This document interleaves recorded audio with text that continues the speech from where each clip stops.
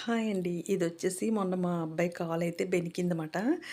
నేనైతే elastic bandage అయితే వేస్తన్నాను. 2, 3 రోజులు టాబ్లెట్లు వాడినా కూడా పాపం తగ్గలేదు. లాభం లేదని చెప్పేసి హాస్పిటల్‌కైతే తీసుకెళ్ళాను. హాస్పిటల్‌కి తీసుకెళ్తే ఈడేంటంటే అక్కడ ఇంకో ఆయన కాలు నొప్పుతో ఉంటే స్టూల్ మించి లేవలేకపోతుంటే ఈడైతే ఆయన్ని లేపాడమాట.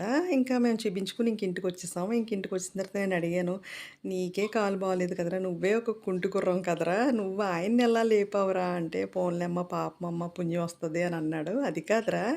ఏదో రాసుకుంటే బూడిద రాలుతదన్నట్టు మీ ఇద్దరు కుంటి ఇలా లెగదీసుకున్నప్పుడు మళ్ళీ పడిపోతే మళ్ళీ ఆయనకి కాలు నొప్పో, నీకు కాలు నొప్పో పట్టేస్తది కదరా!" అనేసంటే మేమైతే నవ్వుకున్నామాట.